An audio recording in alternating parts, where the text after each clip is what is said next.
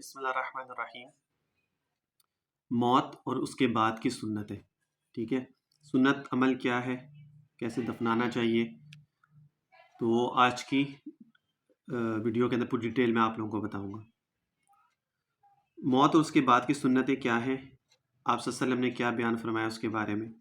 جب یہ معلوم ہونے لگے کہ موت کا وقت قریب ہے تو اس وقت جو لوگ وہاں موجود ہوں ان کا منہ قبلے کی طرف پھیر دیں، یعنی جو مریض ہے اس کا منہ جو ہے وہ قبلے کی طرف کر دیں جہاں پہ وہ لوگ ہوں، اور کلمے کی تلقین کریں، یعنی کلمہ پڑھنے کے کہیں۔ اس کے بارے میں نے پہلے بھی بتایا کہ کلمہ پڑھنے کا طریقہ یہ کہ اس کو نہ کہیں کہ کلمہ پڑھو، کیونکہ وہ تو ٹینشن میں ہوتا ہے، اس کے سامنے پڑھیں۔ جب وہ آپ کو دیکھے گا پڑھتے ہوئے تو وہ خود منہ اگر ہلا سکے گا، اتنی ہمت ہوگی تو منہ ہلا لے گا، ورنہ دل کے اندر وہ کلمہ پڑھنے لگ جائے گا۔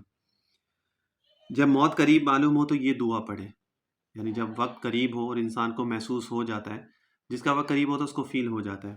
بہت ساری چیزیں اللہ تعالیٰ ایسی ظاہر کر دیتے ہیں، یا ایسے معاملات ہوتے ہیں جس سے اس کو تھوڑا بہت اندازہ ہو جاتا ہے۔ تو جب اس کو وقت قریب ہو تو اس ٹائم یہ دعا پڑھے، اللہم اغفر لی وارحمنی والحقنی برفیق الاعلیٰ۔ یہ دعائیں انشاءاللہ تعالیٰ میں نا اسکرین پہ بھی مینشن کر دوں گا۔ اللہم اغفر لی وارحمنی والحقنی برفیق الاعلیٰ، یہ دعا پڑھنا چاہیے جب انسان کو آخری وقت ہو۔ اے اللہ مجھ کو بخش دے، مجھ پر رحم فرما اور مجھے اوپر والے ساتھیوں میں پہنچا دے۔ جب روح نکلنے کے آثار محسوس ہوں تو یہ دعا پڑھیں، اللہم اعنی علی امارات الموت و سکرات الموت۔ اب آپ یہ سوچ رہے ہوں گے کہ جب روح نکلنے والی ہو تو انسان کو تو ہوش نہیں ہوتا، اس ٹائم تو ٹینشن اتنی، فکر اتنی۔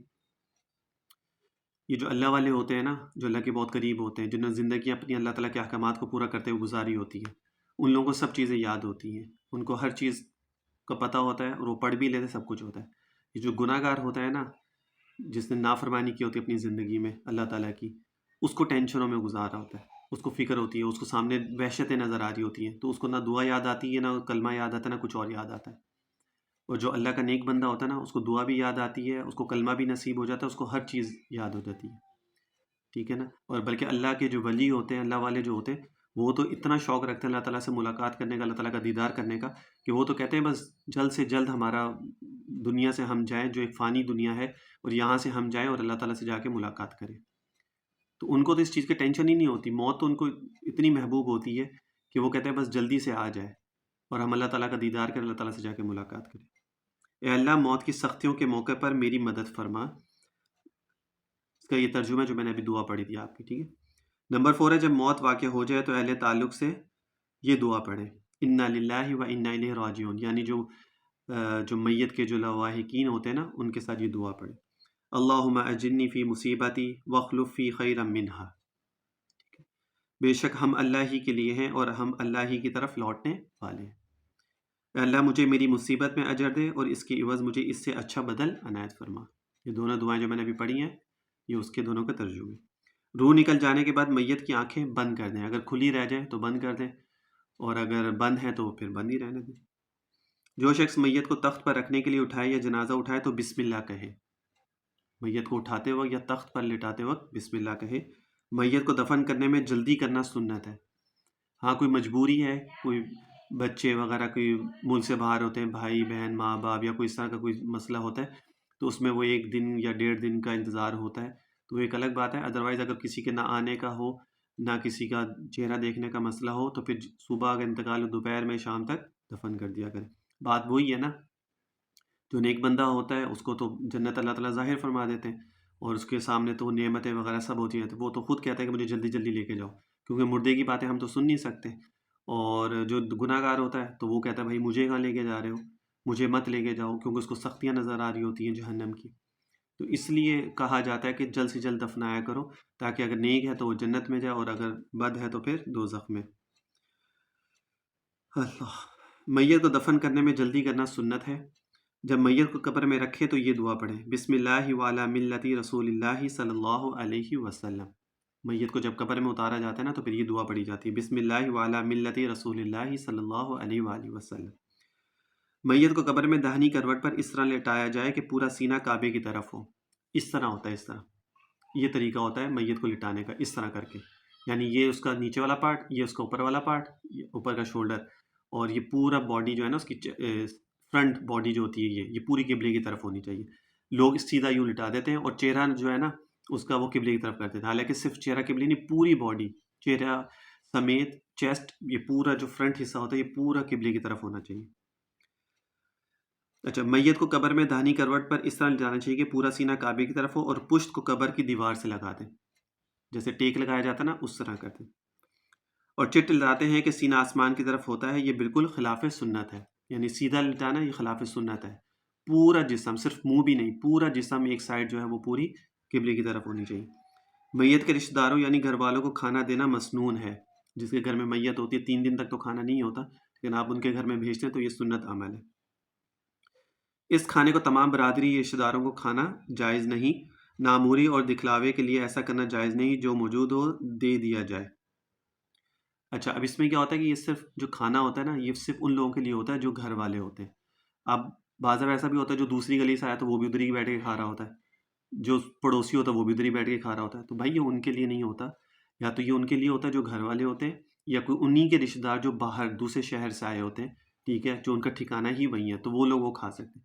باقی جو آس پڑوس کے لوگ ہوتے ہیں تو وہ بھی، کیونکہ اب تو کھانے بھی اچھے اچھے بنتے ہیں، جب میت ہوتی ہے تو بریانی قورمہ یہ چیزیں ہوتی ہیں، تو لوگ اس کے چکر میں جب وہیں بیٹھ جاتے ہیں وہ کھانے کے لیے، تو بھائی ان کے لیے ٹھیک نہیں ہے کھانا شریعت میں.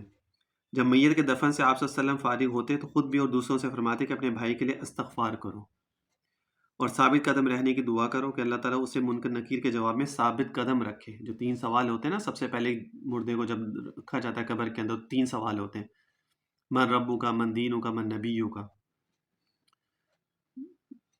تو اس کے لیے آپ صلی اللہ علیہ وسلم نے دعا فرمائی ہے کہ وہ ثابت قدم رہے منکر نکیر کے سوالوں کے جواب دینے میں. دفن کے بعد مردے کے لیے قبلہ روح ہو کر دعا کرنا مسنون ہے. یعنی جب اس کو دفنا دیں اس کے بعد قبلہ روح ہو کے دعا بھی کر سکتے ہیں، جائز ہے. لیکن نماز جنازہ کے بعد دعا کرنا جیسا کہ آج کل رواج ہو گیا ہے، جائز نہیں ہے. یعنی جب جنازہ پڑھا جاتا ہے تو دعا کرنا شروع کر دیتے ہیں، اس ٹائم جائز نہیں ہے، ٹھیک ہے.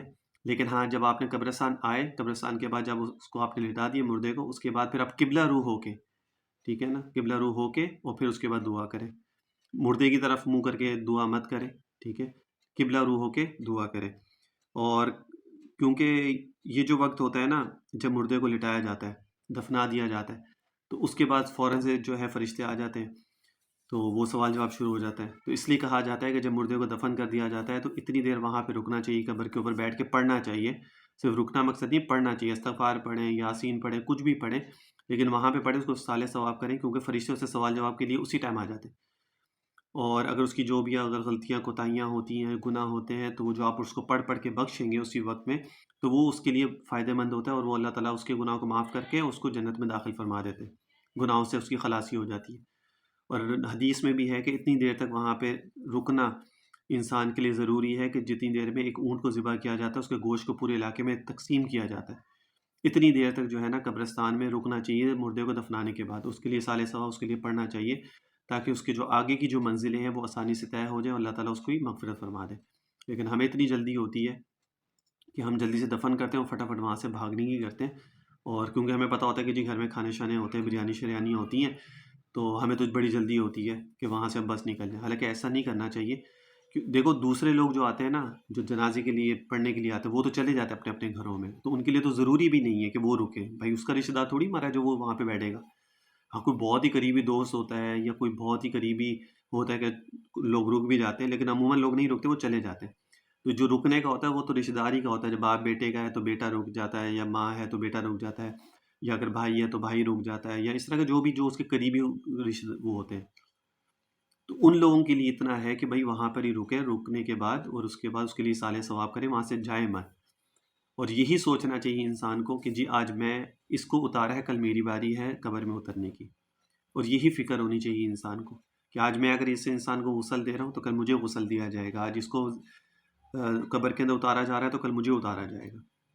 تو جب انسان کے یہ فکر ہوگی اور یہ احساس ہوگا اور وہ موت کو یاد کیا کرے گا، تو انشاءاللہ تعالیٰ پھر انسان جو اللہ تعالیٰ کے احکامات کو بھی پورا کرے گا اور آپ سے کی زندگی کے اوپر بھی عمل کرے گا اور سنت رسول کے اوپر چلنے کی بھی اس کو توفیق ہوگی. کیونکہ اصل چیز فکر ہوتی ہے. جب فکر ہوگی تو ہر چیز ہو جائے گی، فکر نہیں ہوگی تو پھر کچھ بھی نہیں ہوگا. اللہ تعالیٰ سے دعا ہے کہ اللہ تعالیٰ ہماری بھی منزلوں کو آسان فرمائے آگے کی قبر کی. جو سب سے پہلی منزل ہی قبر ہے. قبر پار تو ہر چیز پار ہو جائے گی، اور اگر قبر تنگ تو پھر ہر چیز ہی تنگ ہو جائے گی انسان کی. تو کوشش کیا کریں کہ اللہ تعالیٰ کو راضی کریں، آپ سے سنتوں پہ عمل کریں. گناہ ہو جائے تو اسی وقت توبہ کر لیں، جیسی گناہ ہوا اسی وقت توبہ کریں، اللہ تعالیٰ معاف فرما دیتے. اور اگر توبہ نہیں کریں گے تو یہ پھر ڈبل انسان کے لیے پریشانی کا باعث ہے. ایک تو پہلے گناہ کیا، گناہ کریں گے پھر توبہ بھی نہیں کر رہا. ایسا نہیں کرنا چاہیے. جیسی گناہ ہو اسی وقت توبہ کر لیں، اللہ تعالیٰ معاف فرما دیتے.